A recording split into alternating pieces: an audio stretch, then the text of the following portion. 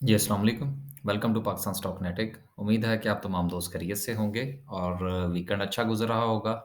माज़रत कबूल फ़रमाइए जी, हमारी पूरे 1 हफ़्ते की छुट्टी की। काम तो ऐसा था कि 1-2 दिन में निपट गया था, लेकिन उसके बाद कुछ तबीयत ऐसी नासाज़ हुई कि कुछ जो है वो समझ में नहीं आया कि क्या मामलात चल रहे हैं। तो माज़रत सर, इंशाअल्लाह जो है वो सूरत-ए-हाल अब बेहतर है और होपफुली अब जो है वो मामलात नॉर्मलाइज़ चलेंगे। आज जो सूरत-ए-हाल जिसको हम डिस्कस करेंगे, देखिए मार्केट जो है मैं गुज़िश्ता तकरीबन तकरीबन ज़्यादा नहीं तो कोई लगातार 1 महीने से ये गुज़ारिश कर रहा हूँ कि इस वक़्त पाकिस्तान की जो स्टॉक मार्केट है, ये 100% जो है वो फंडामेंटली चल रही है। अगर हमें कोई फंडामेंटल न्यूज़ अच्छी मिलती है, तो मार्केट बेहतर परफ़ॉर्म करती है। फंडामेंटली कोई न्यूज़ जो है वो हमें अ, अगर नेगेटिव मिलती है, तो मार्केट भी नेगेटिव परफ़ॉर्म कर रही है।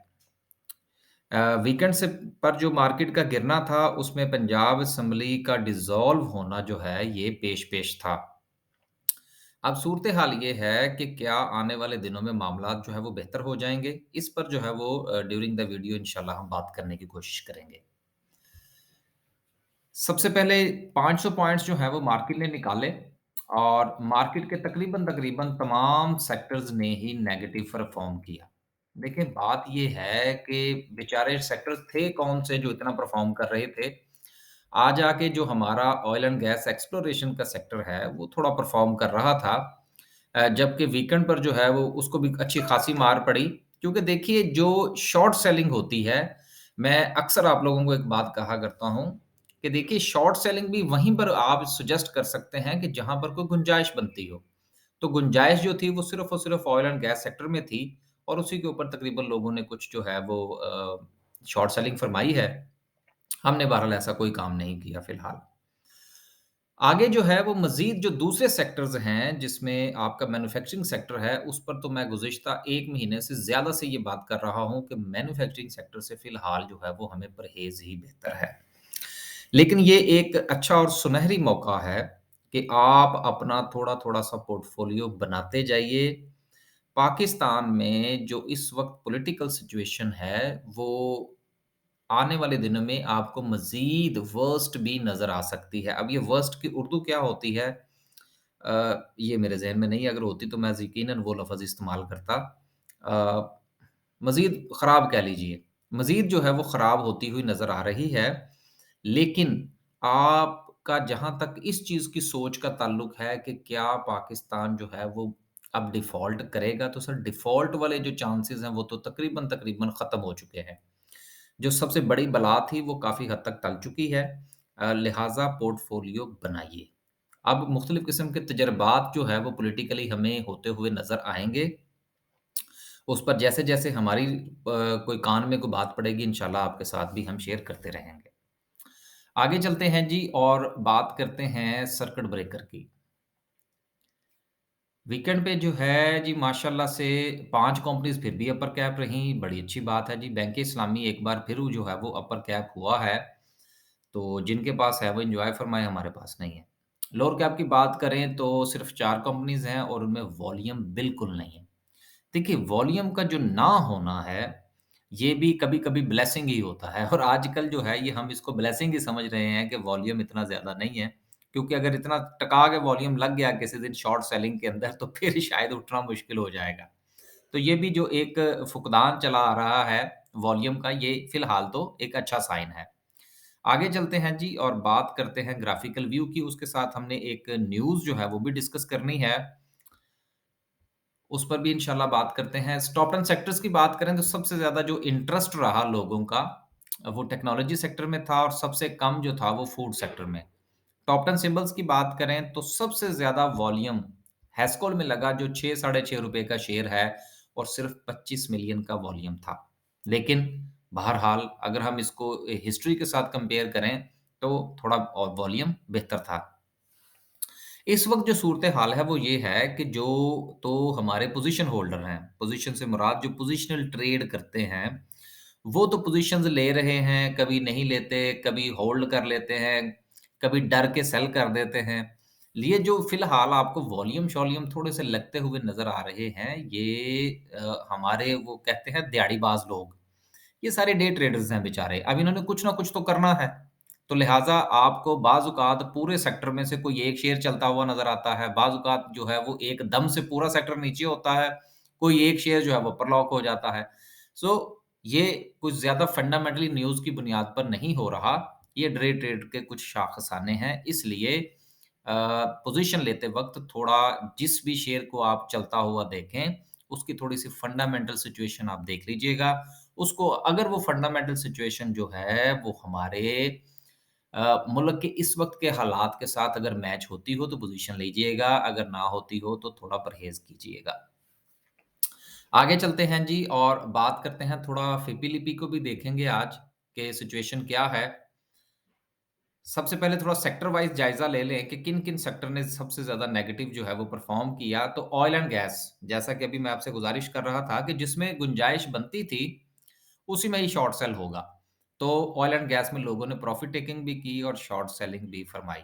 इसके अलावा भी पूरा का पूरा अगर आप ये जायज़ा लें, तो एक भी सेक्टर जो है वो हमें कुछ थोड़ा सस्टेन करता हुआ नज़र नहीं आया, चाहे वो कमर्शियल बैंक्स हैं, चाहे वो फर्टिलाइज़र है या सो एंड सो। सब में हालात जो हैं वो कुछ ऐसे ही नज़र आए हैं। ऑटोमोबाइल्स के हवाले से मैं थोड़ा-सा बात करता चलूँ। ऑटोमोबाइल्स अगर आपको यहाँ पर थोड़ा परफ़ॉर्म करते हुए नज़र आए हैं, बिल्कुल थोड़ी-सी ग्रीन जो है वो ऊपर विक नज़र आ रही है, तो इसकी क्या वजह है? इसकी वजह जो है वो हमारा मिलेट ट्रैक्टर है। मिलेट ट्रैक्टर के अंदर जो है उसने 8 पॉइंट्स डाले हैं। देखिए मिलेट ट्रैक्टर जो है वो 500 से जब नीचे गया था तो उस वक़्त जो था वो बल्कि उससे पहले भी मैंने एजीटीएल और एमटीएल के ऊपर जो था वो वीडियो बनाई थी। और इसकी जो यूँ समझ लीजिए कि इसका जो डाउनफॉल शुरू हुआ था मिलेट ट्रैक्टर का ख़ास तौर पर, उस वक़्त ये न्यूज़ आई थी कि जी हुकूमत ने पुराने ट्रैक्टर्स की इम्पोर्ट की इजाज़त दे दी है। तो सर इम्पोर्ट की इजाज़त दे दी है, तो मैंने उस वक़्त भी यही कहा था, आज भी मैं यही कहूँगा कि डॉलर्स तो है नहीं, तो इम्पोर्ट कहाँ से होगी? वो क्या कहते हैं, ना नौमन तेल होगा, ना राधा नाचेगी, ठीक है ना? तो इस किस्म की मिसालें हम जो है वो माज़ी में सुनते आए हैं, तो हमने भी इस्तेमाल कर दी। तो इसलिए ना इस तरफ ना जाएँ और देखिए कि क्या जो पॉलिसीज़ अनाउंस होती हैं, उनमें कुछ जान है या नहीं? जब जेब में पैसे नहीं हैं, तो इम्पोर्ट कहाँ से होगी? लिहाज़ा रोते-धोते जो कुछ भी है, वो मिलेट ट्रैक्टर को अपनी जो सिचुएशन है, वो ऐसे ही चलती हुई नज़र आ रही है हमें तो और सिलसिला इसी तरह से ही चलेगा। उसके साथ-साथ जो है वो फर्टिलाइज़र सेक्टर जो है, उस पर भी मैं थोड़ा बात करता चलूँ कि फर्टिलाइज़र के हवाले से भी ये है कि इम्पोर्ट चूँकि हो चुकी है और उसके अलावा उसकी कोई सपोर्ट प्राइस जो है वो भी डिसाइड कर दी गई है, जो अभी फ़िलहाल मैंने देखी है लेकिन मैं उसकी तफ़सील में नहीं जा सका। लिहाज़ा सपोर्ट प्राइस जो भी डिसाइड करें, ये इंशाल्लाह जो हमारे अपने हैं फ़ौजी भाइयों के जो प्लांट्स हैं या इसके अलावा पाक अरब है या फ़ातिमा फर्टिलाइज़र है, इन्होंने भी तो चलना है। फिर जब हम गंदम की सपोर्ट प्राइस बढ़ाएँगे तो किसानों के पास पैसा आएगा, जब पैसा आएगा तो फर्टिलाइज़र भी इस्तेमाल होगा। लिहाज़ा इसमें भी इतना परेशान होने वाली बात नहीं है। ऑटोमोबाइल्स और manufacturing sector no, no, no, never. उससे अभी जो है वो उसके ऊपर हम बात ना ही करें तो ज़्यादा बेहतर है। एक न्यूज़ उसको शामिल करते हैं और फिर जो है वो वीडियो के इख्तिताम की तरफ चलते हैं।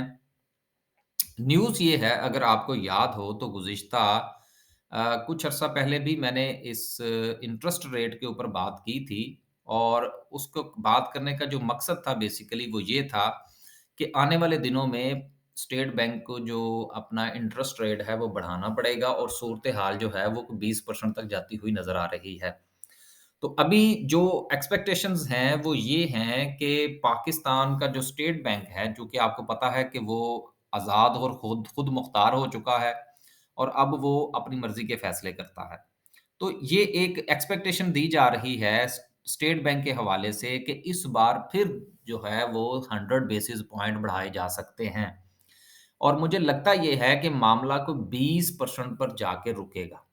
और मैं ये समझता हूँ कि अगर 20% पर भी जाकर रुक जाए तो शायद वो एक जो है वो कोई अनहोनी हो सकती है, क्योंकि जो हालात जिस तरफ चल रहे हैं शायद चीज़ें इससे भी बियॉन्ड जाएँ। लेकिन अभी फ़िलहाल हमें 20 की कैलकुलेशन कर लेनी चाहिए। अब इसका जो मार्केट के ऊपर इम्पैक्ट आएगा, मैं दोनों मार्केटों की बात कर देता हूँ, स्टॉक मार्केट की भी और इसके साथ-साथ प्रॉपर्टी मार्केट की भी। तो इन दोनों का जो इम्पैक्ट है प्रॉपर्टी और स्टॉक मार्केट दोनों के ऊपर इंतहाई नेगेटिव होगा। क्योंकि देखिए एक बंदा जो 1 करोड़ रुपया जो है फ़र्ज़ कीजिए वो उसका एक प्लॉट खरीदता है, तो वो प्लॉट अगर वो साल के बाद या 6 महीने के बाद अगर 1 करोड़ 10 का या 1 करोड़ 20 लाख का बेचता है, फिर वो 20 लाख का 20% उसको प्रॉफ़िट हुआ। उसके ऊपर फिर उसने टैक्सेस भी भरने हैं, फिर उसने और भी जो है वो कमीशनें भी देनी है प्रॉपर्टी डीलर्स को, तो फिर कहीं जाके उसको कोई 10 से 12% बचेगा और टेंशन जो है वो वखरी टेंशन जो है वो वखरी।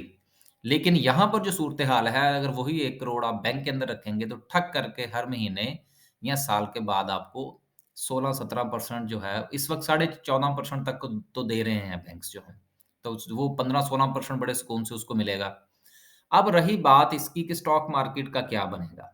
देखिए, स्टॉक मार्केट जब नीचे जाएगी, तो उसी 1 करोड़ के अगर शेयर खरीद लिए जाएँ, तो सर वो लगेगा छक्का। और जब छक्का लगेगा, तो 12 महीने के अंदर जब एक छक्का लगेगा, तो वो डायरेक्ट कोई 20% प्लस का होगा। लिहाज़ा अब फ़ैसला जो है वो आपने अपने-अपने पोर्टफ़ोलियो और अपने-अपने जो है वो मिज़ाज के मुताबिक करना है कि आप मार्केट में रहना चाहते हैं या निकलना चाहते हैं। अगर 100 बेसिस पॉइंट जो कि बहरहाल पढ़ सकते हैं, मुझे भी नज़र आ रहा है, तो फिर हालात थोड़ा मज़ीद मार्केट को प्रेशराइज़ करेंगे।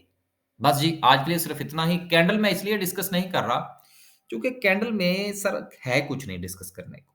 वो बजाए इसके कि मैं ये कहूँ जी ये सपोर्ट है और जी ये रेज़िस्टेंस है और जी ये है और वो है, फ़िलहाल ऐसा कुछ है नहीं क्योंकि टेक्निकली मार्केट चलेगी तो मैं कैंडल को डिस्कस करूँगा।